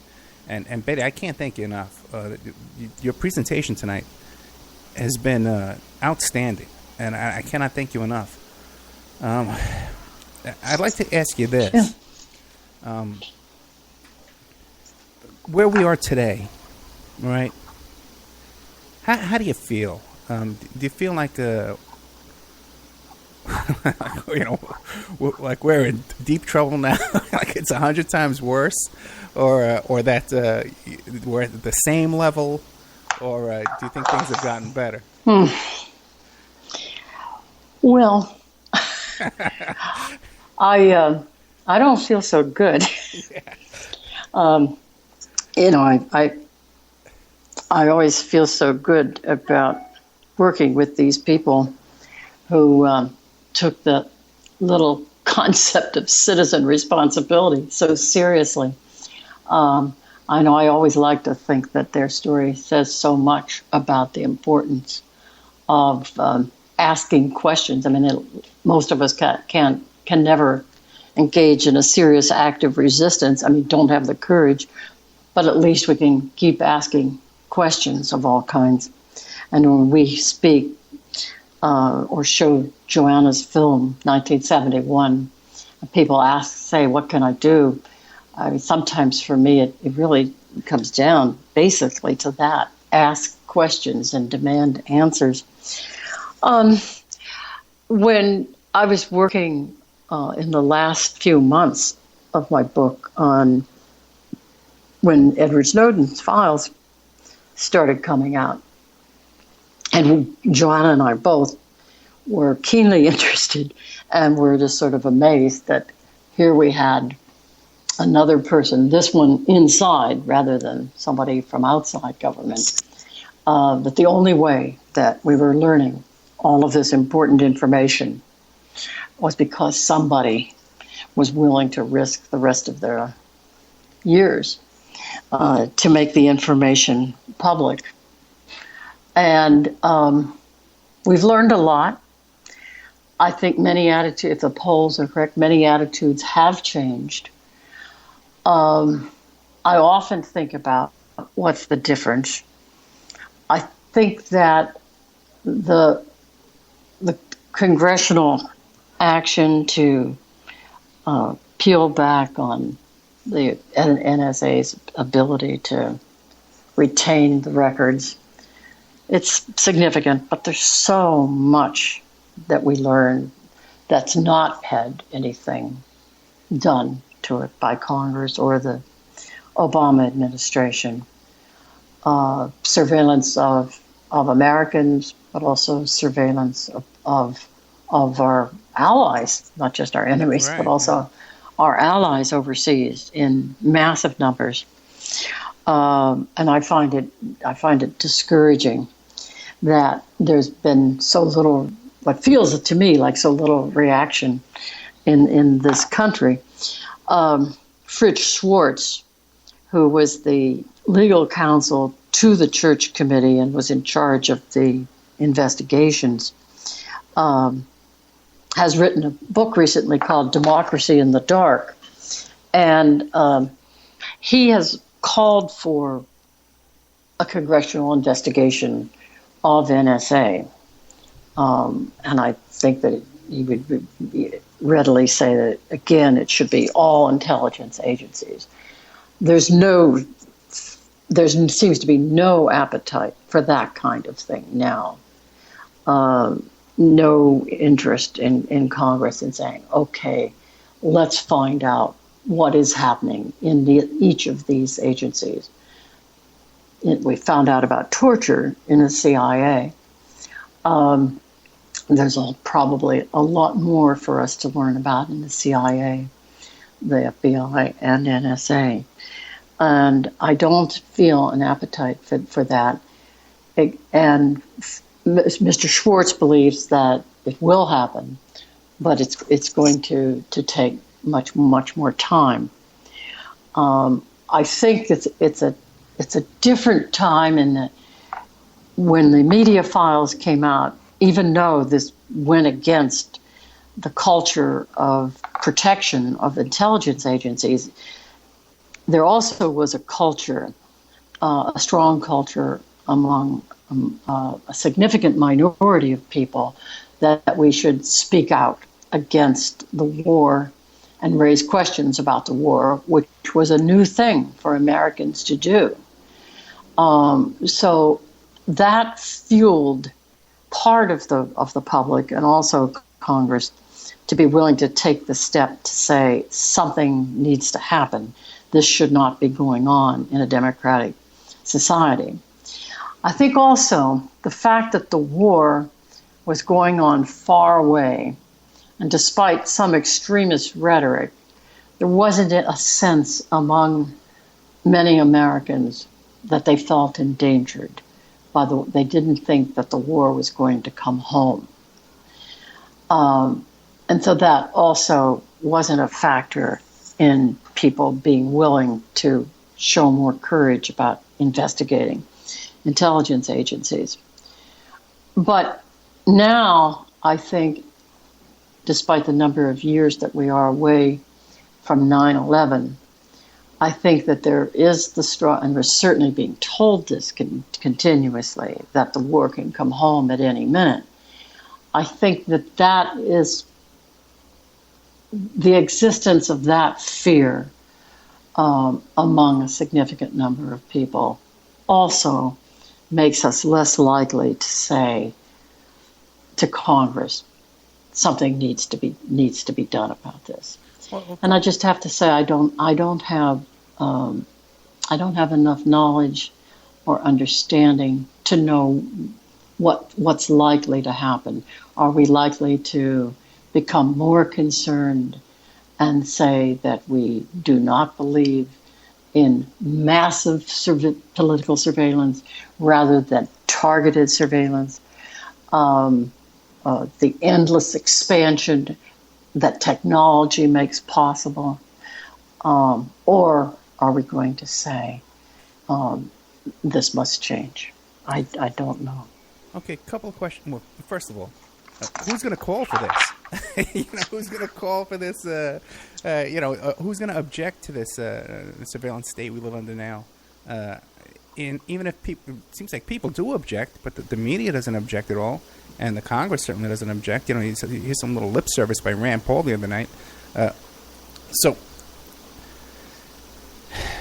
you know what I'm saying? It seems like even the media now and Congress, this oversight, all this kind of stuff, it's all rigged. Well, there are more reporters covering this than ever before, and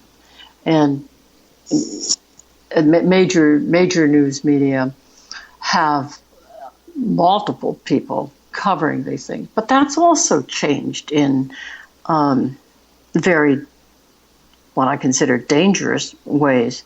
The technology that is now focused on people inside the government, insider threat, is a large program that we still do not understand the full dimensions of. But if it's believed that someone is in touch with the news media, they're at any time, the government has the capacity with federal employees to monitor their phone calls. I don't mean listen in, although they could do that, but I just mean keep a careful record of everything, who they're calling, who's calling them, how long they're talking. Federal employees in Washington wear those tags that register when they enter and leave their buildings, and the same with the press in Washington. So for the journalists who are paying close attention to this, the surround feels like a very tight circle, and makes this kind of coverage increasingly difficult. There are quite a few people that are quite dedicated to doing it and do very significant stories, but the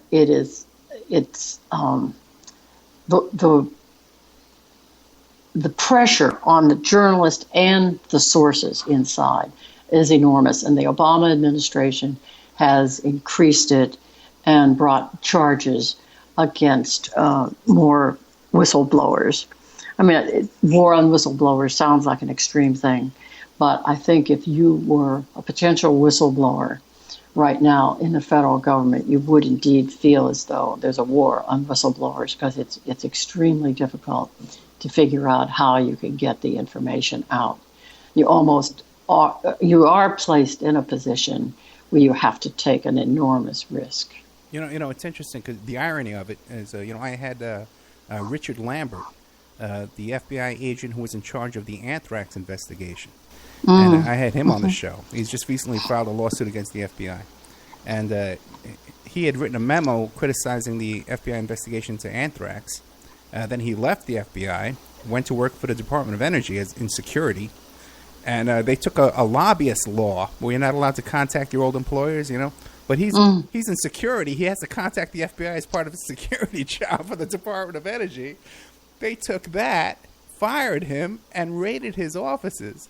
So it's kind of ironic that they would go after an FBI agent, himself, who is normally on the other side. But you're absolutely right. It's terrible. Yeah. But now I have a question for you. When you see these cases today, right? When you see these local plots, these terror plots. And they arrest the guy for plotting terrorism. And then it turns out that the people he was plotting with were all FBI agents, and they were supplying him with a fake bomb. It seems like the whole thing was an operation. Yeah, and there are quite a few of those. There's a book, I believe it's called The Terror Factory, which is about these plots that are largely manufactured. The author has pretty strong evidence on it, by the FBI and informers. I come back again to a large amount of incompetence.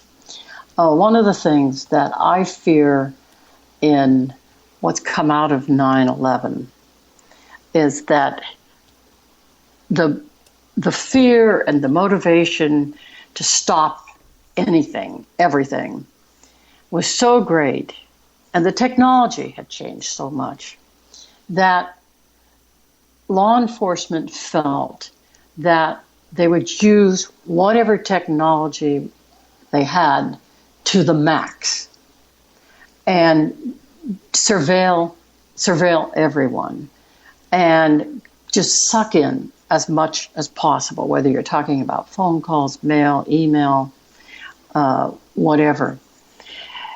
And that in itself has turned out to be the creation of incompetence. Instead of taking new technology and figuring out how to shape it very well so that it can target rather than take in massive everything, that it's turned law enforcement agencies into incompetent agencies. And they in turn go back to lean on, in order to have an accomplishment in the end, they lean on informers too much, just as J. Edgar Hoover did. And also it leads to the creation of the kind of false cases we're talking about, where the testimony comes out gradually and we find that people were led into becoming something that many, if not most of them, did not want to become, and then they're arrested in the process of being supposedly about to commit the terrorist crime. There have been some documentaries that even included the video in the cars as the informers were talking with the people that they wanted to participate in the crime, and where you saw the people clearly were not interested. And over days and days, they were convinced by the FBI agents that there would be a better life ahead for them if they committed these crimes. You feel like you're watching the mob at work.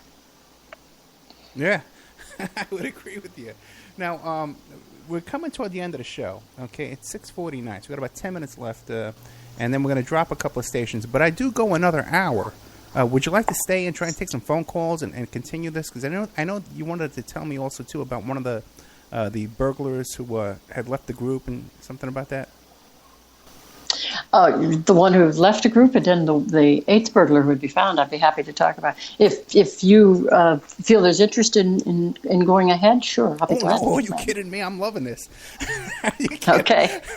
I'm like at the edge of my seat. Listen, normally I'm interrupted all the time, let me tell you. Okay. I'm really, really enjoying this story. I'm enjoying it. It's kind of yeah, it's a pretty awful story. But this is the kind of stuff that we're fascinated with, and I know my audience is loving this.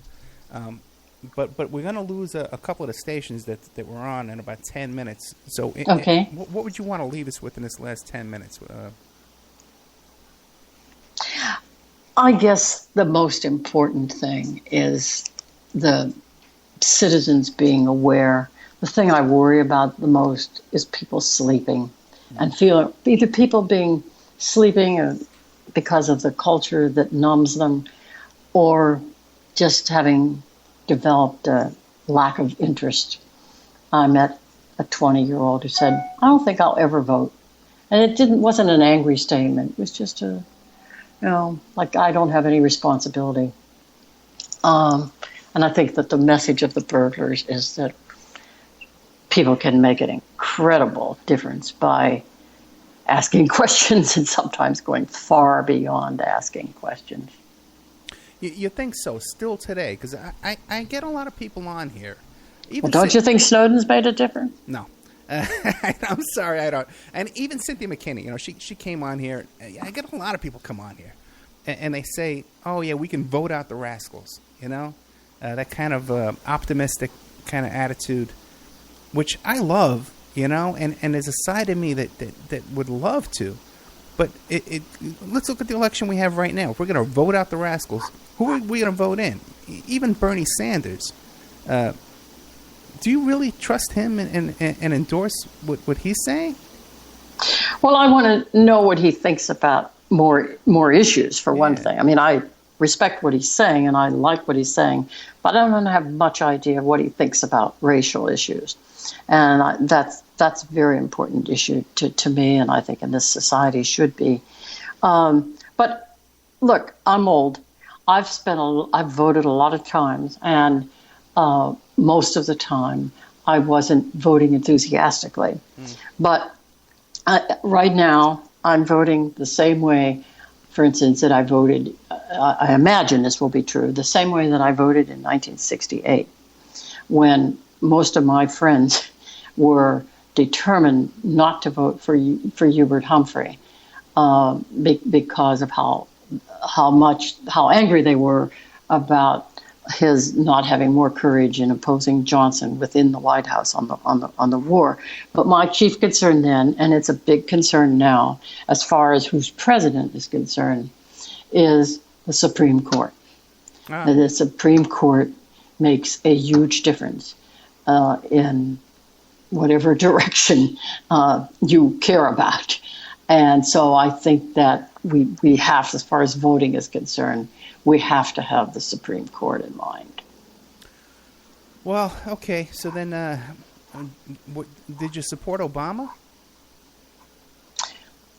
I'm talking personally now. Yeah, I supported Obama personally.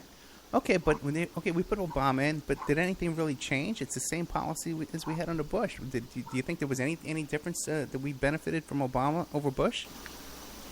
Looking back, I think the things would have been much worse with a Republican with Romney administration.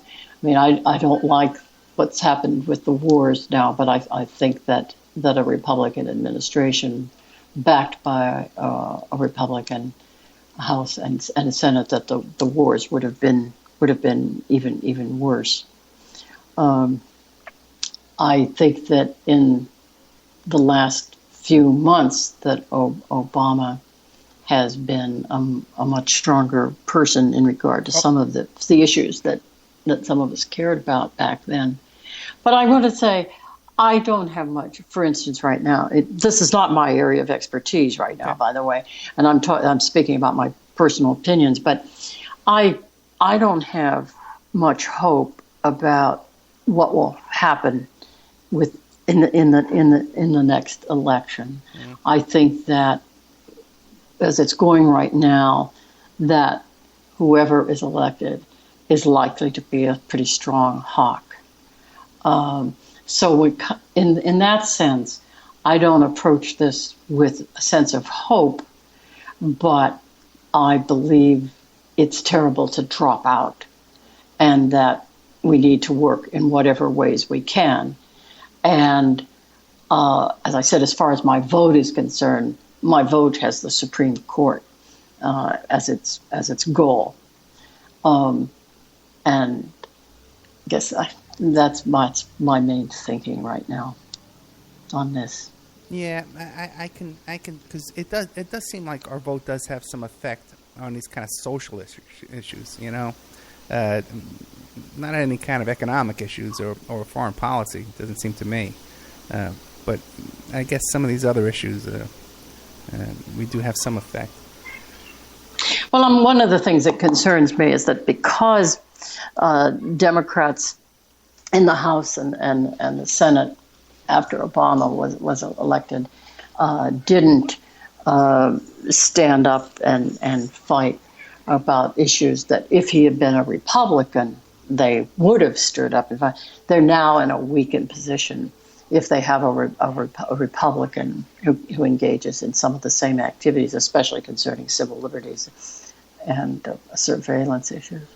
Yeah, but don't you find like a lot of times I think that they like to put a Democrat face in there, and they steal more of our civil liberties under the guise of this smiling face looking at us, like with Bill Clinton, and even, I hate to say it, even Jimmy Carter. You know, we lost a lot of our freedoms under Jimmy Carter as well. You know, not that I would ever endorse, Reagan or Bush or any of those characters, but. Well, it's very clear, though, that because Jimmy Carter wasn't elected, that a lot of things happened under Reagan that would not have happened under Carter. Very true. Including the reforms that were on a pretty good path under Carter as far as surveillance was concerned. I'd love to get Carter in there now. I love the way he talks now. Let's bring him back, man. This is the Carter we need. Oh, boy. Yeah, but even Carter doesn't seem to be very optimistic about our situation in this country right now. No, pretty pessimistic from what I've been reading, yeah. Oh, boy. Okay, we're coming to the end of our show here. I'd like to take some calls. 702-605-4894. We're with Betty Medsger, the author of The Burglary. She's also written Winds of Change, Framed, and Women at Work. And I'd just like once again to say that if this is the first time you've ever listened to this show and you're enjoying the show, I really want to thank you. And send me a message at oppermanreport@gmail.com and let me know what you think of the show. And also visit the website, oppermanreport.com, because we have a members section there with all kinds of content in there that doesn't make it on the air. It's all like private content that I do these interviews during the week for members only. So I'd really appreciate you taking a look at that and tell me what you think of that, because we really want to welcome all the new people listening. I'm very excited to have you on board. And Betty's books. Betty, what about these other books real quick? We got about a minute before we drop these other stations. Framed and Women at Work and Winds of Change. Give me an idea. What are those about? Well, the first book was Women at Work. And Women at Work is actually a photo book with text blocks. I left the Washington Post to do freelance work. I left later in 1973. And I spent a year traveling all around the country, taking photographs of women in traditional and non-traditional work roles. Women's movement was very much alive at the time, and to my surprise, I couldn't find any body of photographs that showed women at work. And so that the only images that people had were traditional work roles. And I particularly had children in mind, although the book is not specifically a children's book.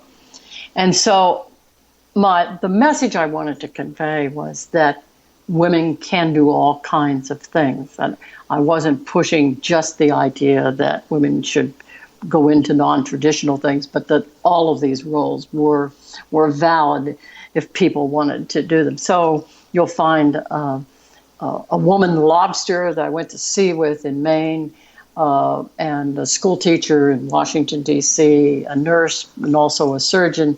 I mean, it's just a thorough combination of women at work. And then that was an exhibit that traveled around the country and other countries quite a bit in 1975, 1976. And you took the pictures yourself? I took the pictures myself. Oh, yeah, very nice. Okay. Yeah. So I have a bit of a career as a photographer, and mostly my photography with that book, and for a couple of years after that, before I returned primarily to teaching and to writing, was on breaking down stereotypes, and disability was also an area that I worked with, taking photographs of physically disabled people who lead independent lives, which was a relatively new thing at that time. And the other, the next book was... you know what? Let's take a break, and we'll get to the other books when we get back. Okay, great. But also two people... It's a 3-minute, 40-minute break, the same as last time, okay? And also two people can call in, 702-605-4894. We'll be back with Betty Medsger, author of The Burglary, Winds of Change, Framed, and a photo book, Women at Work, where she took all the pictures herself. And we'll be right back after these messages.